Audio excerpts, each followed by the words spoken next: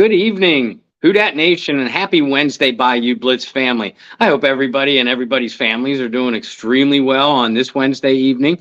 I know up here in Pittsburgh, PA, on March 29th, we are seeing a freezing rain mixture out there. So that's how my life is this week.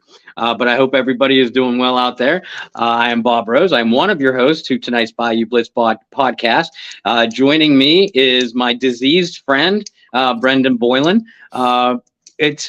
It's a nice change of pace, at least on my end, where my nasal passages and bronchial tubes are a little bit more clear. But I'm sorry you have to deal with it, Brendan. Other than that, how are you tonight? I'm good. You gave it to me through the screen, and it sounds like I got out of that area at the right time. Last week we were only about an hour away from each other, and now you're telling me that you guys have freezing rain and snow, and I'll double check, but I'm almost positive today was in the 60s here in Charlotte. It's 51 now, and today's high was 62. So yeah, I'm much rather take the 62 and not freezing rain. My allergies might not agree with me because the freezing rain and snow might wash away all of this yellow stuff that popped up out of nowhere.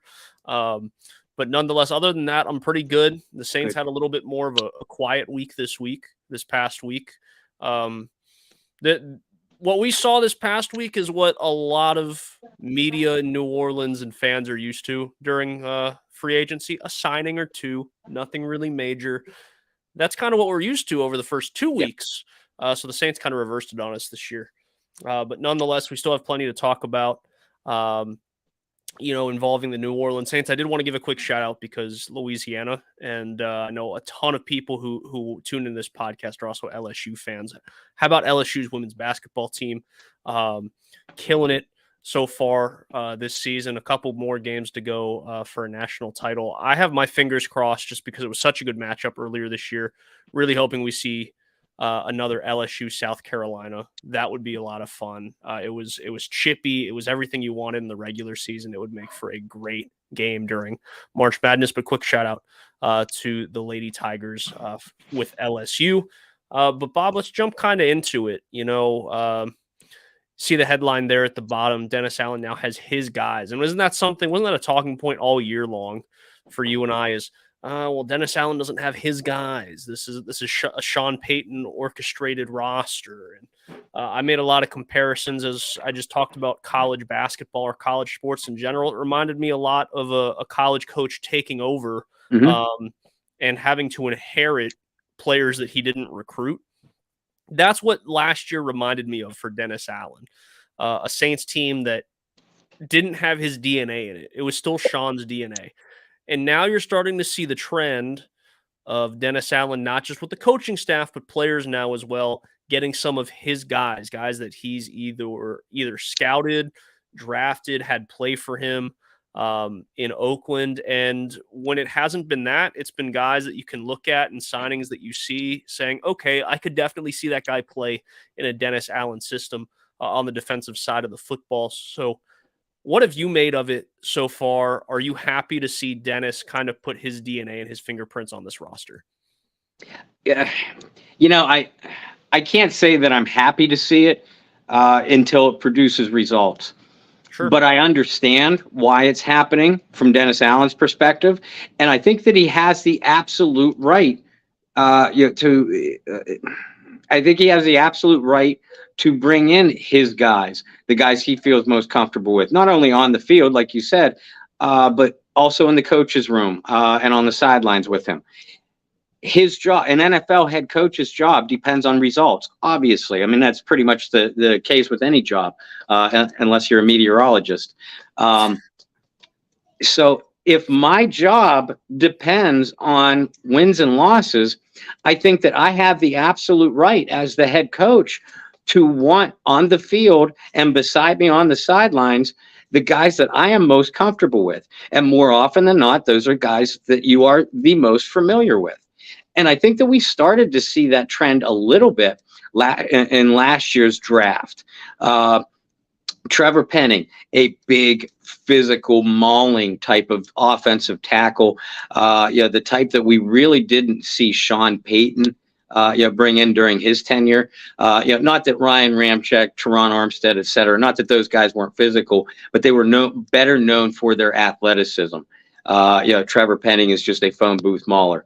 Alontae Taylor, a big, physical, bruising defensive back. Again, during the Sean Payton era, more often than not, other than the occasional safety like a Malcolm Jenkins or a Roman Harper. But at cornerback, you saw a lot of guys that were a little bit smaller, still physical, but more on the athletic side. So I think that, like I said, I think that we started to see that trend last year, but that's about it. We just saw the tip of the iceberg. And then this offseason, as you and I have documented, it felt like weekly, coaching moves, Joe Woods, Marcus Robertson, Clancy Barone, all coaches that have worked for or with Dennis Allen in the past. You bring in a quarterback, Derek Carr, who Dennis Allen drafted back in 2014. You bring in two guys, Brian Edwards, the wide receiver, Jonathan Abram, the safety, who played with Derek Carr in Oakland. And you bring in Dennis Allen type of defensive lineman, big, bruising, big-bodied, athletic guys at defensive tackle with Saunders and Shepard. You bring in a running back, something that we really didn't see unless it was an afterthought. Sean Payton didn't really bring in free agent running backs.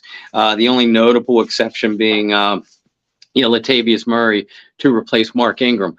Other than that, Sean went with mostly homegrown products at running back, whether it was an early round pick like a Reggie Bush or an Alvin Kamara, or later round guys, undrafted guys like Kyrie Robinson, Chris Ivory, etc.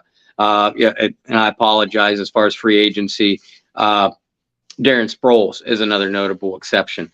But again, for every Darren Sproles and Latavius Murray, there's 3 or 4 guys that the Saints would go with in their backfield that were homegrown, drafted projects. Instead, Dennis Allen goes out and signs Jamal Williams, who I think is going to be a terrific addition to this offensive backfield.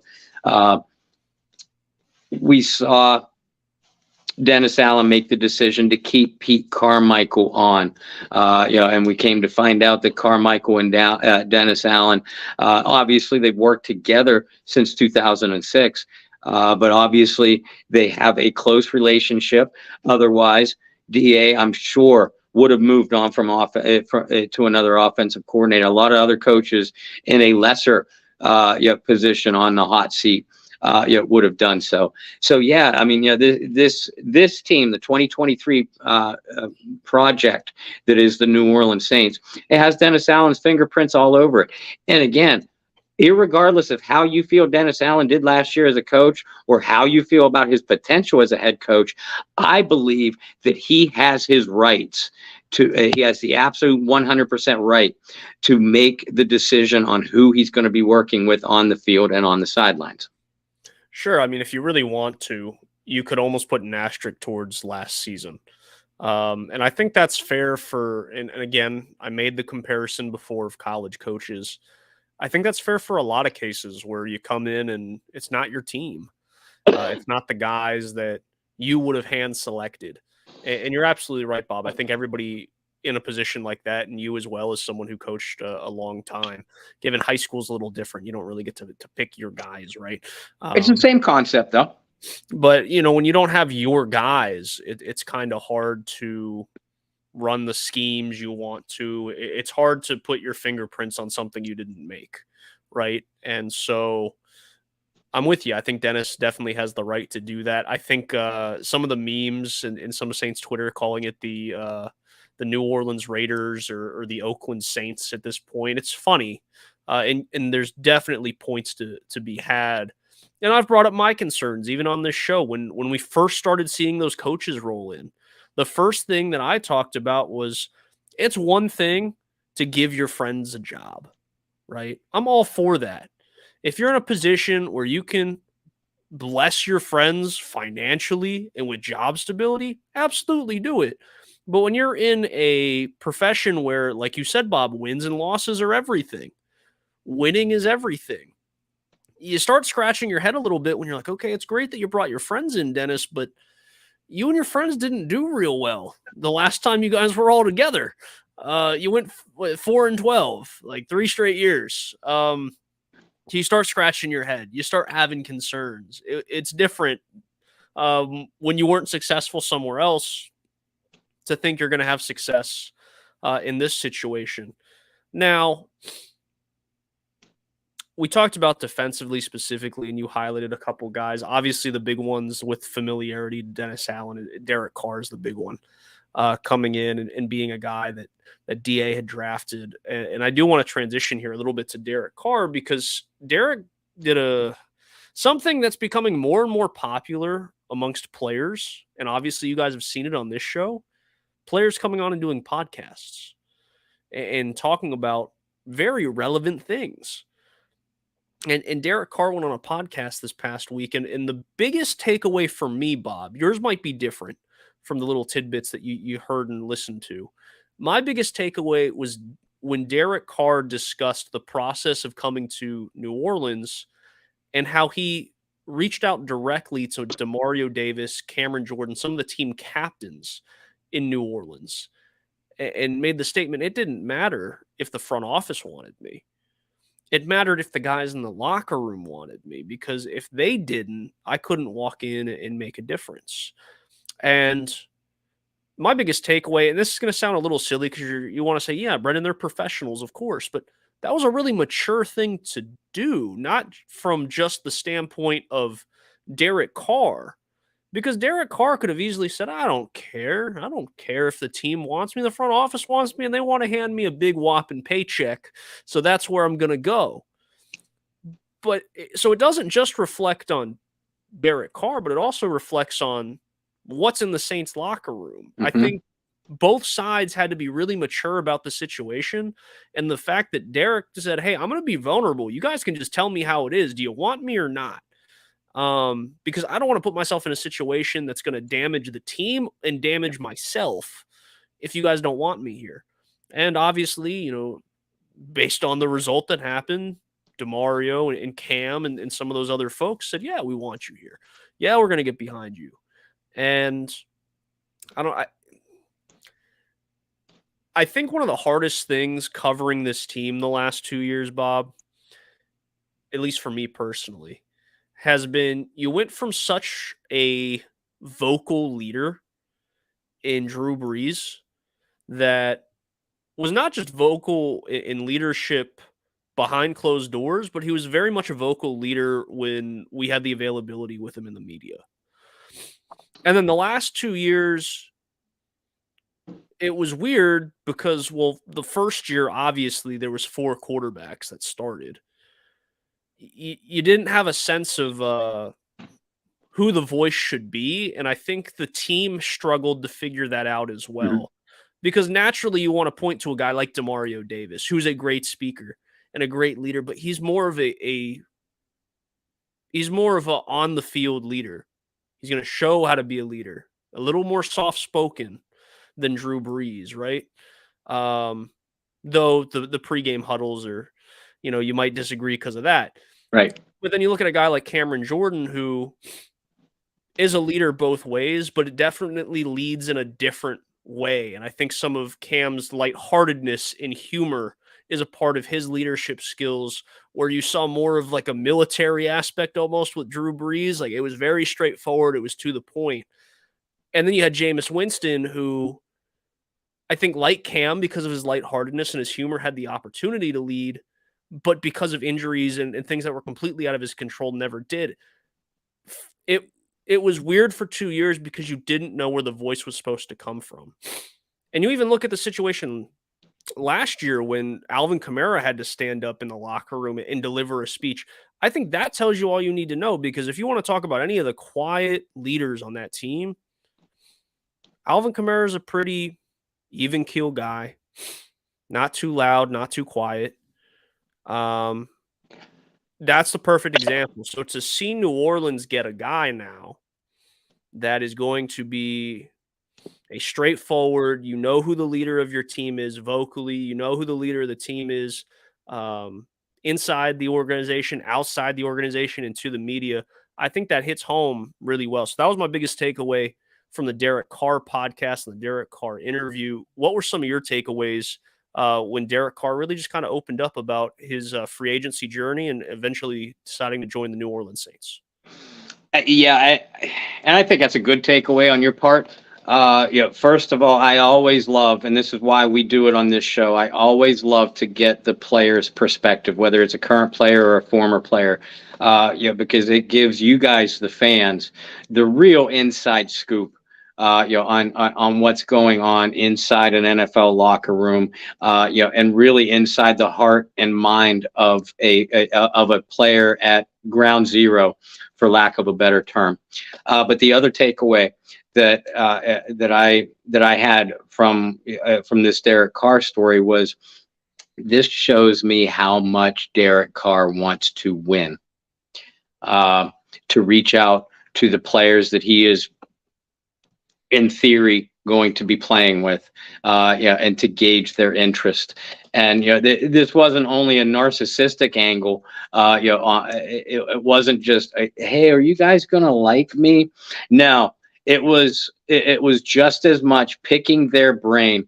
Hey, DeMario, Cam, Alvin, whomever he talked to, everybody that he talked to, what do you think went wrong out there? What are you guys looking for in a quarterback? What do you know about me? This is what I know about you. Kind of a player's perspective scouting report too. And Derek, remember, Derek played for 5 different head coaches. I believe it was 5, 6 different offensive play callers. So he's been around the block. He's dealt with dysfunction. For sure. And everybody knows the story of the 2021 Raiders, and all the drama that they had to go through and still manage to qualify for the playoffs. Carr was a big reason why that they went to the playoffs that year. So that should tell you guys about Derek Carr, the on-field player. Stories like this should give you a little bit of insight into Derek Carr, the on-field leader. And the points that you bring up about DeMario, Cam, the other defensive leaders. You can be a leader, a defensive player, and be an overall team leader. But when it comes to the actual units themselves, offense, defense, special teams, and even breaking it down, defensive line, wide receiver, even breaking it down into specific position groups. Each one of those need a specific leader too. And that's not to say that there should be too many hands in the cookie jar, because you have to be very careful about that.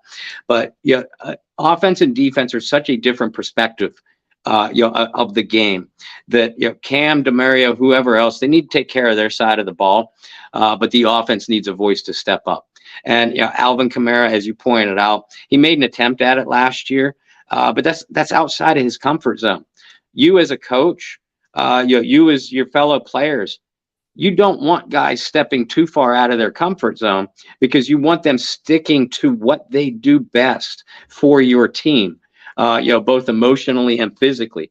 That's why it's very important for the offense's leader to be the quarterback. Because why? Obviously, because they're the ones that have the head coach's ear. They're the ones that are going to touch the ball the most. They're the ones 100% in charge of the distribution of the football on the field. So Derek Carr, because of how much he has dealt with as a player leading up to this point, it was his first opportunity as a free agent, and he did a mini tour of duty. I don't think he visited nearly as many teams as what a lot of us anticipated, but he did garner interest from teams other than the New Orleans Saints.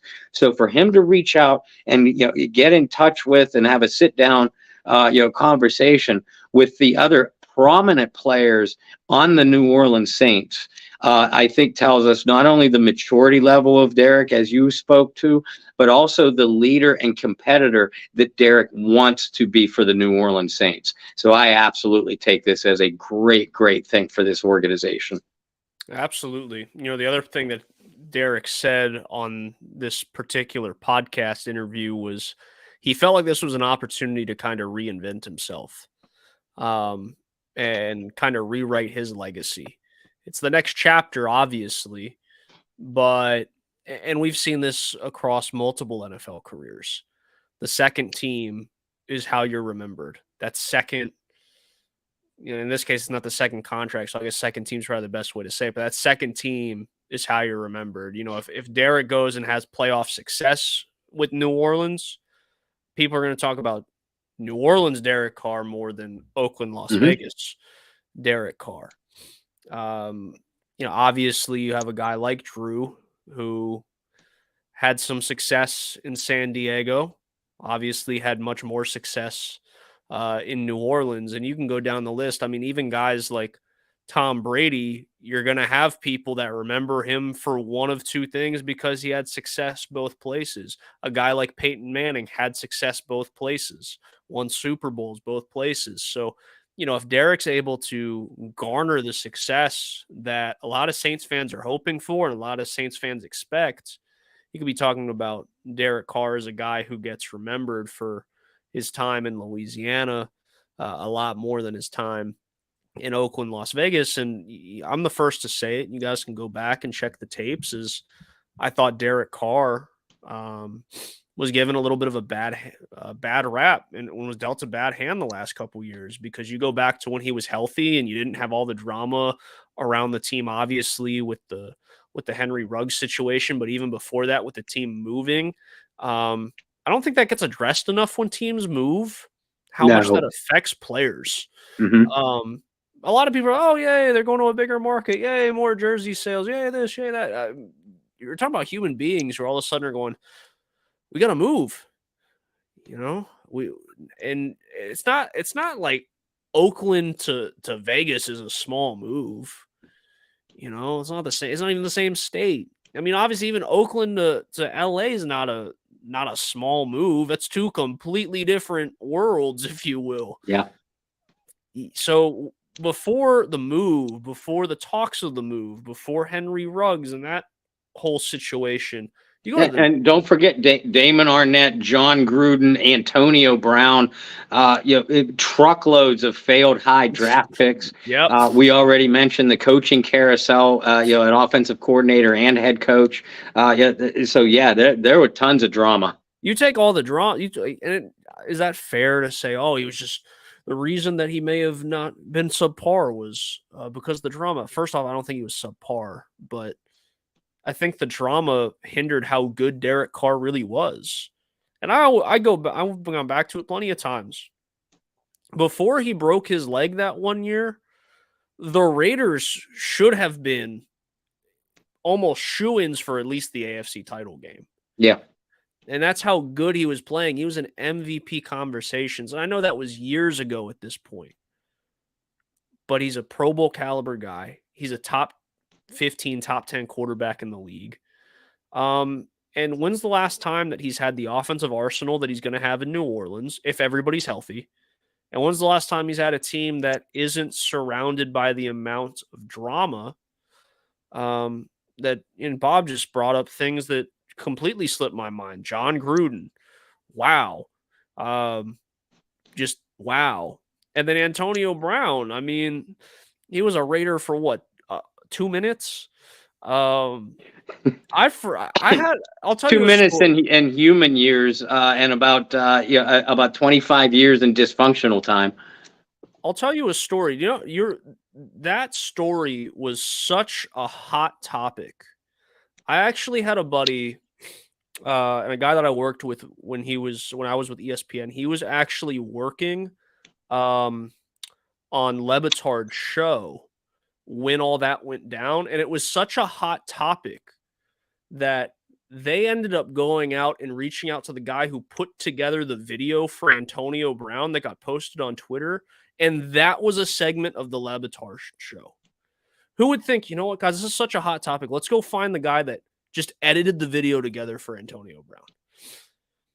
But yeah, that was a situation that I almost completely forgot about. Because remember, and then Antonio Brown all of a sudden reinvented himself, played good enough off the field, was always a phenomenal talent on the field, played good enough off the field in Tampa Bay to be a big part of their Super Bowl run, caught a touchdown pass in the Super Bowl, and reinvented himself to at least be a solid contributing receiver on a championship roster.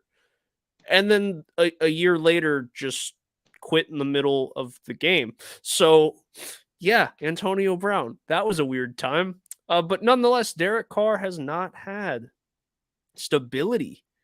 And he sees this as an opportunity to have stability on the field, off the field, and kind of rewrite the history books on his career. So I know he's excited.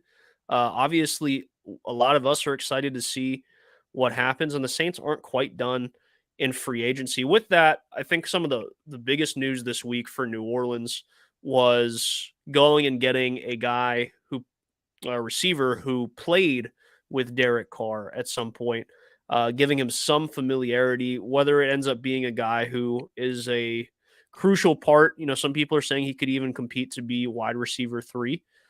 Some people are saying it could just be a camp body and somebody that kind of can get on the same page as Derek Carr and give him some familiarity. What do you know about Bryan Edwards, and what do you like about him? Kind of a big-bodied guy. You kind of made the comparison defensively with some of these guys that have came in that are just big-bodied, little less athletic, but big physical specimens. And I think this is another guy that could kind of check those boxes. Yeah, Bryan Edwards does check those boxes. And the wide range that you mentioned about, some people calling him, saying that he could compete for, the wide receiver 3, other people saying he's a camp body. The reality is Bryan Edwards lies somewhere in between, but that doesn't mean that this couldn't potentially be a good signing for New Orleans. I understand why they did it. You take a player like Michael Thomas, your ex-receiver, the guy that you want to work the middle of the field, the most physical player in your wide receiver room. He's missed 40 of the last 50 games. Now, you know how competitive Michael Thomas is, and you're counting on a big comeback from him. But again, when you've only played 10 games in 3 years, you have to have a contingency plan. Bryan Edwards is now that, at least currently, that contingency plan. He's 6'3", goes anywhere from 212 to around 215 pounds. So he's a physical guy. He's not going to burn many defenses down the field as a deep threat, but that's not why New Orleans wanted him. New Orleans wants him because he's always worked the middle of the field well. He's a physical guy. Some people forget, but you draft gurus will remember. Back in 2020, when he came out of South Carolina, some people were even projecting him as a potential late first-round pick. Now, he ended up falling to the 3rd round with the Raiders, which is about where his skill set was properly slotted. He dealt with an ankle injury in his rookie year, but then he really had a solid season in 2021 playing with Derek Carr. And then at the beginning of last off season, the Raiders raided and traded him to the Falcons in a move that had a lot of us scratching our heads. I mean, they brought in the receiver Adams from Green Bay, but Edwards was still thought to be a solid depth piece. And again, that's what the Saints have their eye on him for. If Michael Thomas gets banged up again, or just doesn't have a completely full recovery from the 2019 player that we saw, you need another guy, another wideout to work those intermediate zones to kind of free up space for Chris Olave and Rashid Shaheed. Shaheed and Olave are both terrific route runners, but you don't want them running in through traffic all day, every game long. That doesn't bode well for what they do best.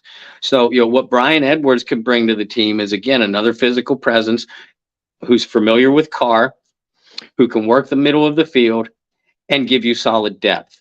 I promise you that Bryan Edwards, and right now, if you look at that Saints depth chart, you got to believe that Bryan Edwards is the 4th wide receiver. Who would you rather have as your 4th wide receiver? Marquez Callaway, who's now in Denver, Traquan Smith, who's somehow still on the roster, Kirk Merritt, the Jarvis Landry that we saw in 2022, or Bryan Edwards. I know who I'm picking. Now, I'm not. I still think it's a strong possibility that New Orleans drafts a bigger physical wideout. But yeah, whether they do or whether they don't, Brian Edwards is a good, solid, underrated signing for this team. Yeah, that's a good way to put it. He's still a young guy, big-bodied guy, has familiarity with Derek Carr. And here's the thing, guys. I mean, stuff like this happens all the time. When a new coach comes in, we talked about it for 30 minutes now. Get a guy you're familiar with, or get a guy that your quarterback's familiar with. And it could end up being a thing where he comes into camp and it doesn't work out and you don't have a lot of money invested in him and you just let him go Yeah. When it comes to roster cut time. But it's a move that makes sense. We had talked about last week that we both felt the Saints still needed to address wideout. And they do. It's not a big splashy looking thing. It's not the Jarvis Landry signing from last year where a lot of people were really excited.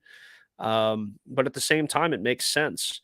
And especially the fact that they weren't able to bring Callaway back, I think it probably put a little bit more pressure to get somebody in the mix as well. So I'm not mad by the signing at all. To me, it makes sense. It's not anything that deserves a big yay or a nay, either side. But just interested to see what he brings to the table, right? That's going to be the most crucial part of it. And Bob might not want to hear this, but again, if it doesn't go well, you have a guy who could be number 4 that has experience in the NFL, has caught a handful of touchdown passes in his career, is a really good blocker, and Traquan Smith. Come on, I got you to laugh. At least I did my job there, but you still have veteran experience. Move him to offensive line. That's my response to everybody that says that about Traquan. But move him to offensive line then. Or Ryan Ramczyk is a really good blocker. Do I want him at wide receiver? No. Okay, I'll throw this one at you because I don't think I've ever actually asked you this. So what better time than to just ask it on the air? Another New Orleans Saints guy that was seen as a really good blocker and probably the reason he was on the roster for as long as he was Brandon Coleman. What was your relationship with Brandon Coleman? I like Brandon. And it is a completely different situation from Traquan Smith because Brandon Coleman was an undrafted rookie. And that's why I came at people that criticize Callaway too. Callaway was an undrafted rookie. Your ceiling is only so high for those guys, on statistical average. So, Brandon Coleman, everybody instantly, because he was a big-bodied guy, everybody instantly said, "Oh, yeah, he's the next Marcus Colston." You needed to check the tape, because Marcus Colston brought a rare skill set that every other NFL team dropped the ball, for 7 rounds, until the New Orleans Saints picked him literally like a handful of players away from Mr. Irrelevant. That's a rarity, that you only get a handful of times in an NFL lifetime. So, Brandon Coleman as an undrafted guy, he made some big catches. I think people should have tempered expectations for him. But in Traquan Smith, Traquan was a 3rd-round pick, which comes with a much higher level of expectation. He came from a wide-open offense at UCF, where he put up solid statistics. Now, I warned people at the time, and I was writing for a competitor, Canal Street Chronicles, and I remember my draft profile piece. I didn't like him as a prospect. He did not show good hands. The term alligator arms for those older football fans or football players. The term alligator arms, I believe I used in the article describing him, after I watched his collegiate tape. Alligator arms refers to a guy that gets all of a sudden these short arms over the middle in traffic because he's afraid to extend. He doesn't extend himself to make plays in traffic. I'd never want to call a player afraid or cowardly or anything like that because I'm not inside that player's head, but I know what I saw on film. And that was a guy that just didn't operate with any confidence or any level of production in traffic in college. we have seen that kind of guy in the pros. A guy that was unable, despite his speed. And Traquan Smith is a good athlete. In shorts, you put the pads on and you put an opposing defender across from him. That athleticism, that separation, that playmaking ability, all of a sudden disappears. Like you pointed out, with a couple, very, very, very small exceptions. So in my opinion, there's a big difference in what the expectations should have been from the start between a guy like Brandon Coleman and a guy like Traquan Smith. I liked Brandon Coleman a lot too. I'm a little biased because I'm a New Jersey guy and he went to Rutgers, so a little biased, but especially for being a guy that was the fourth receiver, I thought he did fine. Had some big drops, but you threw the tape on, you kind of knew that he wasn't a guy that was going to be a sure-handed guy, but I mean, I have to go back and look at the stats, but I mean, for a receiver 4, I think he put up good numbers in his NFL career. And, for me in 20 years, I'll still be thinking, and talking about random dudes that played in the NFL that I got to cover, and Brandon Coleman's going to be on that list. For Traquan, I kept my hopes really high for a long time with Traquan. And he's just like anybody. And you know what? This is going to be my small tangent of the night. Any player in the NFL, in the NHL, in the NBA, in the MLB, or any of their minor league systems can have good nights. Sure. And will have good nights and will show sparks because they're in this percentage. Try to get it. There we go. This percentage of the athletes in the world in their sport. All right. So even when you think guys are awful, they are still in the top percent of the athletes in whatever sport they play. So when you see a bench warmer in the NBA come off the bench or in whatever league and go and drop 30 points off the bench, it's going to happen because they're that talented. You have a guy hell, even just to be in the league puts you in a very, very small percentage of human beings. Exactly. And same with football. You have a receiver who all of a sudden has an outstanding season or an outstanding game. They're in a small percentage of people that could even get to that level. And I look at a guy like Traquan Smith, it's a perfect example where he's had flashes in the pan. And every player will, if they get enough opportunities, they will have a spark. And you look at Traquan's game against the Eagles as a rookie, right? Rookie year. You look at his game against Washington, where Drew broke the passing record.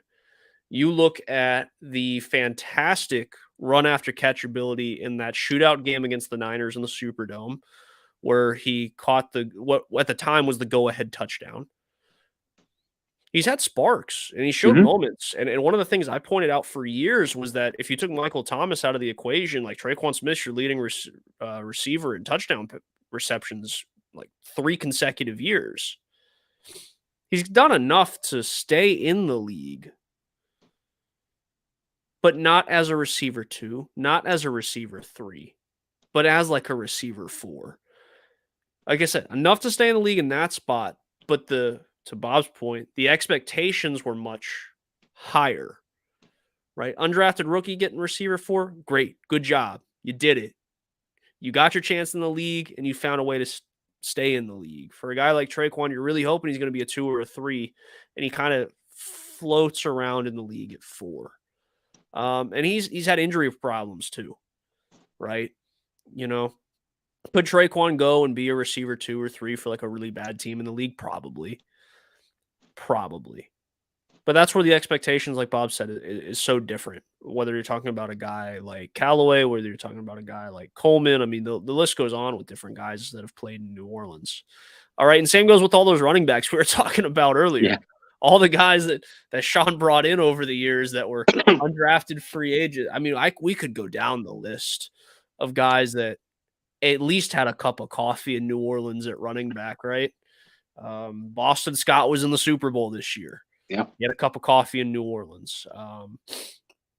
Abram Smith is doing great things in the XFL right now. He had a cup of coffee in New Orleans. You talked about Chris Ivory. Talked about Kyrie Robinson. I am missing some important people on the team. Pierre, obviously. That Pierre goes was without saying. undrafted. Yeah. Jones Jr. a couple years ago. I don't know where he is at this time, but that's a guy who had a cup of coffee in New Orleans. Like, they've always brought in. And same at receiver every year. And you guys watch again this year when Bob or John or Kyle or whoever at Saints News puts out that undrafted free agent tracker that comes out like 30 minutes before the draft's even over, maybe even an hour before the draft's even over. And you look to see how many undrafted receivers the Saints add. That magically, I mean, look at Lil Jordan Humphrey, right? Marquez Callaway, my guy Keith Kirkwood, like guys that didn't just stick around for training camp, but somehow stuck around on at least the practice squad for like multiple seasons. The Saints have always done that. Yeah, I mean, yeah, and Deontay Hardy. Yeah.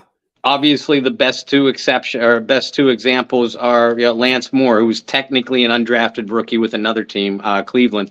Marcus Colston, 7th-round pick. We already mentioned Brandon Coleman. These guys were guys that made catches in the league. Obviously, Lance Moore and Marcus Colston are elite, or were elite. But these other guys, Coleman, Deontay, Callaway, Coleman.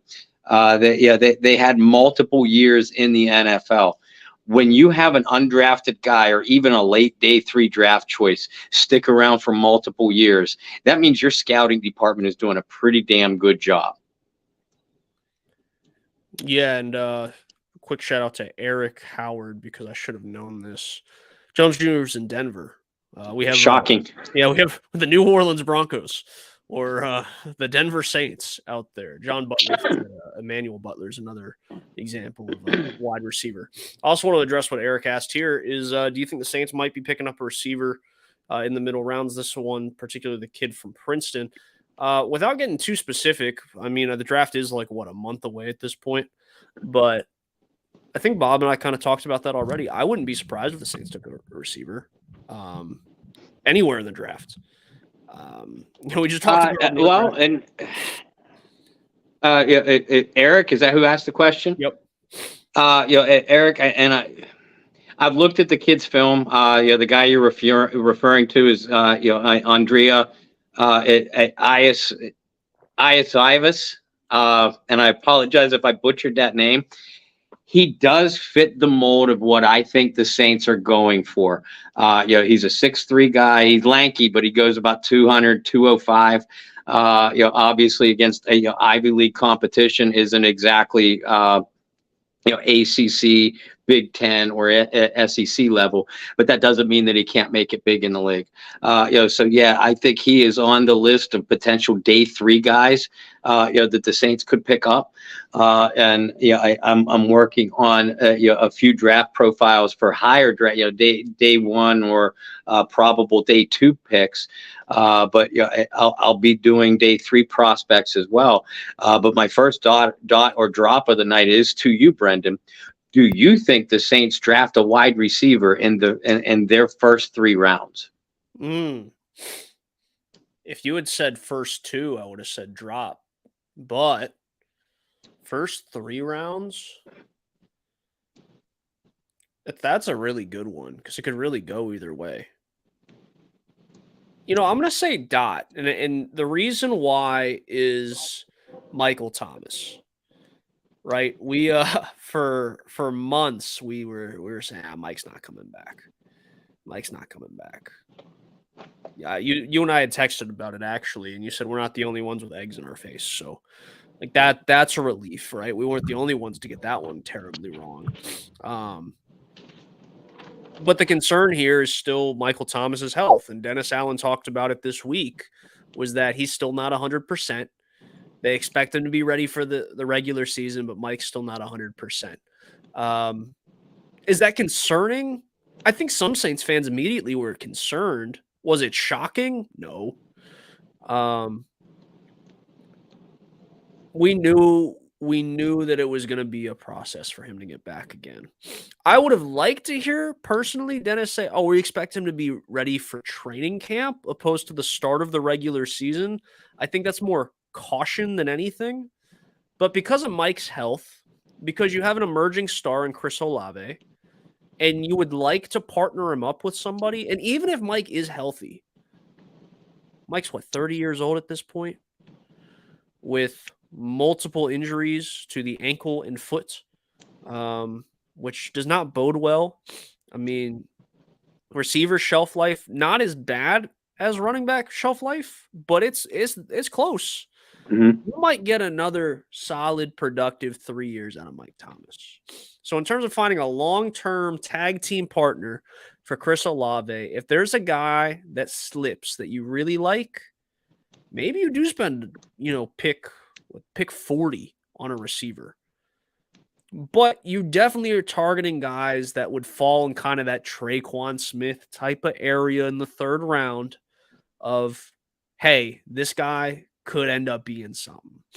So I'm going to say Dot. I think the Saints do pull the trigger and definitely are looking at that position heavily because, I mean, even going back to last week, you and I said that the Saints, particularly at linebacker, inside linebacker, and at receiver, still had work to do. Mhm. And yes, getting Brian Edwards, yeah, they did some work at wide receiver. But we both just talked about for 5 to 10 minutes on, yeah, we like the signing.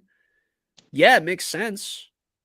But he's not going to be the long-term answer to play alongside Chris Olave. He might be a long-term answer in being a key contributor, right? We could go back to the Glory Day Saints. You already talked about Colston and Lance Moore. I mean, you look at a guy like Devery Henderson. You look at a guy like, Robert Meacham, who played those roles of just being the background guy. Mhm. You could definitely see Edwards potentially be a piece like that.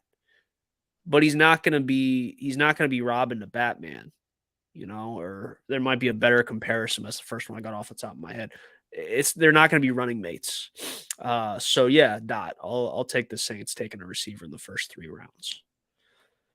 So you guys definitely drop some Dot or drops in the comments while we go. Dot or drop, Bob. You remember when Bobby Boucher showed up at halftime and the Mud Dogs won the Bourbon Bowl? I'm just kidding. Just had to with the jersey in the back. Dot or drop. The Saints make another key signing before the end of free agency. When I say key signing, you're looking at a guy that's either going to be a starter or a fringe starter for this team. Yeah, did you say before the draft or before training camp? Just before the end of free agency, so I guess training camp. Okay. I'm still going to say drop. Only because the big names have come off the board. I really, really, really wanted them to sign a tight end. But they let all those guys go by the wayside. Probably my biggest disappointment, of the Saints offseason so far is that they had the opportunity to bring in several bona fide starting tight ends. Now, 2 names at that position that I'm watching very closely, Cameron Brate and the injury-prone Max Williams. They're 2 talented guys that could complement Juwan Johnson pretty well. Outside of that, nobody on offense jumps off the page at any position.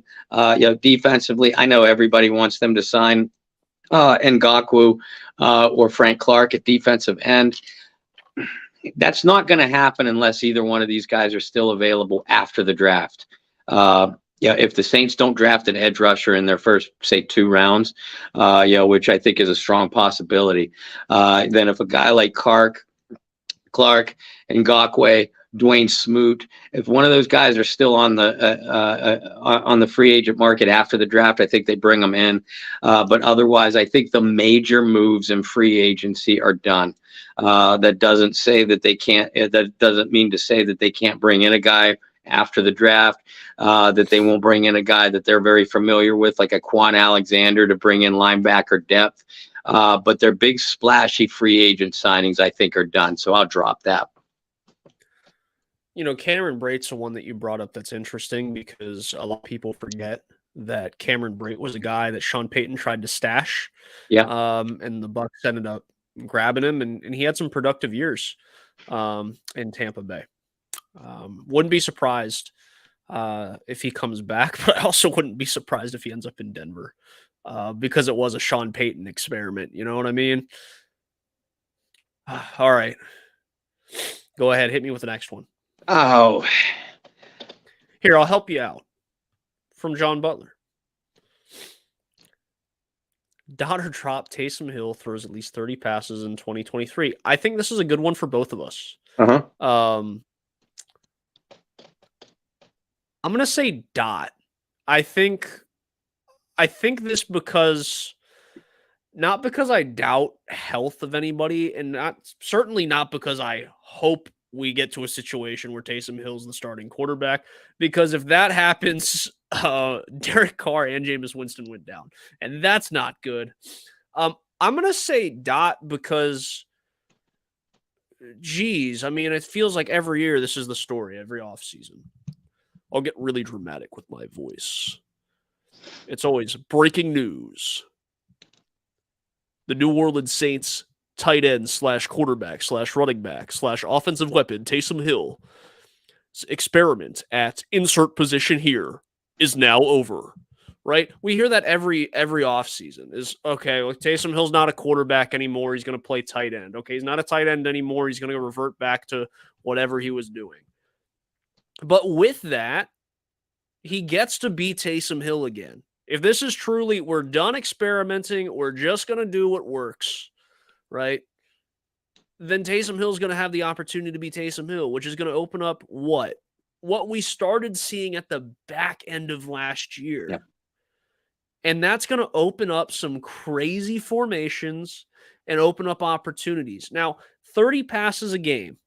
Basic math means Taysom has to attempt 2 passes a game. I wouldn't put it past anybody that Taysom does at least that. And going all the way back to our conversation about what Derek Carr talked about on his podcast, he did say he needs to catch a touchdown pass, and he was looking at Taysom Hill and said, I'm ready. So, yeah, Taysom Hill's going to throw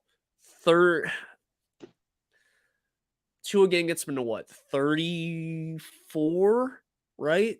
Yeah. Did I do math right? Yeah. Yeah, he's going to throw like 31 or 32. It's going to be right there. That is a good, you know what, John, you need to go work in Las Vegas. That is a bet that somebody's going to make on some crazy like year parlay that needs to be on there. Yeah, you know what? I'll agree. My gut reaction was to instantly say drop. There's no way he has that many pass attempts. But then then as you were talking, and that's why I'm glad you went first, Brendan, because as you were talking, I used my fuzzy math ability, and I was like, well, wait a minute.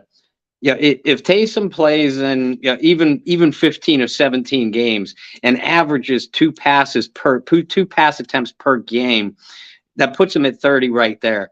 So yeah, I will dot that because Taysom Hill, I don't care what position you list him as, he's a backfield weapon.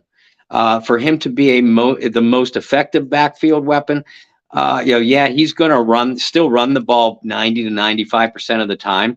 But now you have Jamal Williams, you have Alvin Kamara, Rashid Shaheed did a terrific job on a few end around plays last year. So you have other threats where you could spread a defense out to further spread a defense out. If they start to jam in that box when Taysom Hill is behind center, he's got to throw a couple passes.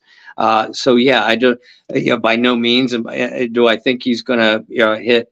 I'd be surprised if he hit even 50 pass attempts, on the year. But we're going to see it. And I think 30 to 40 is a good number. Absolutely. All right. Dot or drop. Dennis Allen has more wins as the Saints head coach this season than Sean Payton has wins as the Denver Broncos head coach this wow. season. Super early. It is super and we early. Will ask that again, I'm sure. Wow, is that a good question? You know what? And I love Sean Payton. Anybody that follows me or follows my work knows how much I love Sean Payton. And if he's not going to coach in New Orleans, I suppose coaching in Denver, the team that I grew up watching, is a decent consolation prize. but I think the New Orleans Saints are a more talented team on paper than what the Denver Broncos are. So I'm going to say dot. The Dennis Allen does have more web plus, at least on paper. They are playing in a weaker division and a weaker conference than what the Denver Broncos are. So I'm going to say dot. The Dennis Allen does have more wins as coach in 2023 than Sean Payton. And we'll officially get these some of these on paper. Like some of these are definitely going to be questions that get asked again. Yeah. As we get closer to the season. We have to. So Bob, last dot or drop of the night.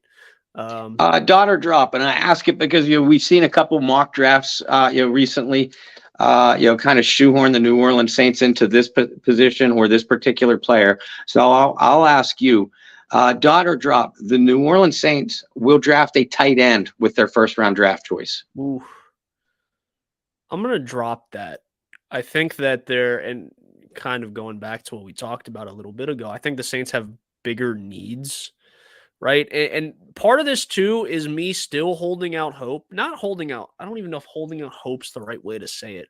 I still believe that Adam Troutman can be and will be a good tight end, too. Right. I think trying to mold him into tight end one, and we kind of talked about this last week or the week before, too. The expectations were so high for Troutman to be a great receiving tight end because what he did in the Patriot League and winning Offensive Player of the Year and having outstanding numbers, that's what the expectation was for him. When all actuality, no offense, I mean, I called mid-major, if you will, mid-major. It's a basketball term, but I called lower level college football, D1 college football for, 7 years? There's a huge gap difference. Yeah. In the Patriot League to the SEC. There's a huge gap difference from FCS to the ACC. It wasn't going to happen. But he showed he had the intangibles to be a good tight end at the NFL level. Now, Jawan's going to be your receiving tight end. He had a really good year last year. And I was even saying towards the end of the year, and he tweaked something and he missed a game or two. But Jawan was, at least on paper, a guy that could have been like an alternate at the Pro Bowl. That's how good of a year he had, at least to me. And I looked at Adam Troutman, and I know a lot of people were disappointed, but I started seeing him fit a role that better suited him. And I made the comparison to Josh Hill, a guy that could catch a couple passes for you, but wasn't going to be a guy that caught more than like 300 yards a year max. Right? Good in the red zone, good blocker, could even be a potentially good screen tight end, but that's all you're going to get. I don't feel it to be a position where the Saints are like, we have to go hit a home run, and we traded back into the first round by getting, we traded Sean Payton for a first round pick that we're going to use on a tight end. Like I don't see that being the situation. So I'm going to drop that one. Defensive line, linebacker, are definitely bigger positions of need. And, I think if they go like a position like linebacker, that shows me where they and Demario Davis feel like the timeline is for the rest of his career. Because remember, he's not getting any younger either. But guys, I think that just about wraps up the Bayou Blitz for this Wednesday. Bob, I mentioned earlier, we're like a month away, like 3 weeks away. Yeah, just about 3 weeks away from the NFL draft. You do incredible work with the Saints News Network previewing. It's going to be like the first year in 3 or 4 years we're not doing the draft together, so that's going to be weird, which means we're going to have to do like some sort of draft something on here. Something. We'll figure it out.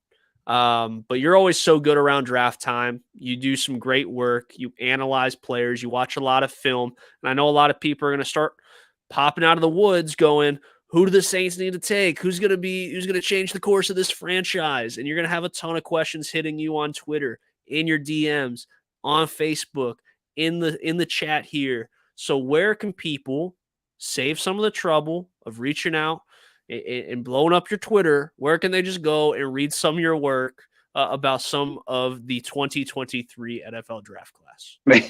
Brendan, I appreciate the compliments, and I always have black circles under my eyes, but they get a lot bigger this time of year because I do watch a lot of draft film or a lot of draft prospect film, and I do my best. I've already put out 2 draft prospect articles, one on defense, one on offense. I'll continue to do so daily until the draft. I had my first mock draft. I'm only going to do 2. I had my first mock draft, late last week.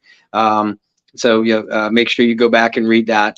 But you can tune into my work, Bob Rose over on Facebook, at Bobby R 2613 on Twitter. All of our articles, mine, Kyle Mosley, John Hendricks, all of our pieces can be found on the Saints News Network, at Saints News on Twitter, or the SI.com team page where we cover the New Orleans Saints.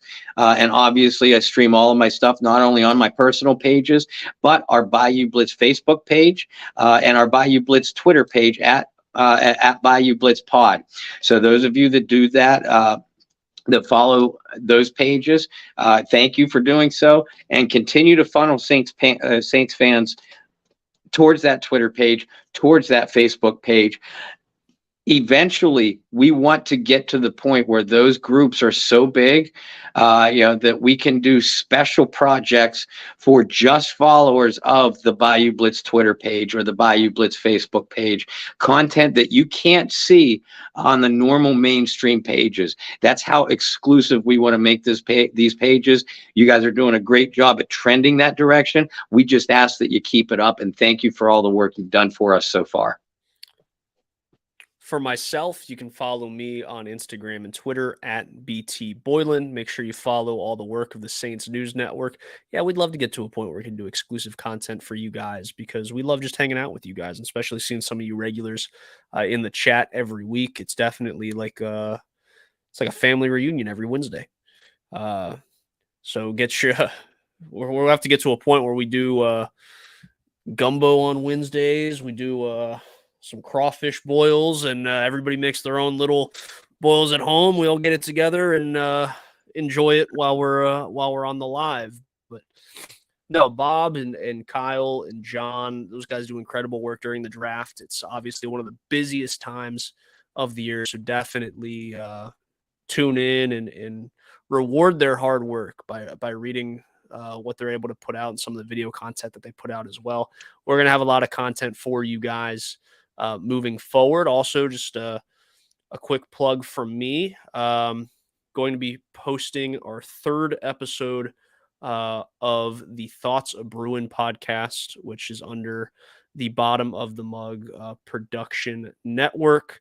We're going to be talking with Jenna Shackelford. She was an editor for multiple publications in the North Carolina area before moving out of media and following her heart in offering support and help to battered women in the area. So we're going to talk to her about working in media, making the transition, following her heart into a different profession, and also some of the struggles she faced with her own health and multiple brain surgeries while she was in college. So definitely go check that out. Really excited to announce as well, we are adding a second podcast to the network called The Rundown on Movies, where we have a member of the Southeast Film Critics Association posting his interviews with different actors, different producers of a whole bunch of movies. And he's going to be dropping an interview with a guy that worked on John Wick 4. So definitely go and check that out. I will have all the links on my Twitter. So please, if you would, support me and Bottom of the Mug Productions as we continue to grow our podcasting network. Until next week, guys, so we'll see what the Saints have to do this week. Like I said, it was a little weird. It was quieter this week. We're used to seeing the flip side of that, where it's a quiet first 2 weeks of free agency, and then boom, they hit us hard. It was a little different this week. Bob and I will come back and have all the great content for you next Wednesday. Until then, find peace, spread love, practice positivity. We'll see you for another episode of the Bayou Blitz next week.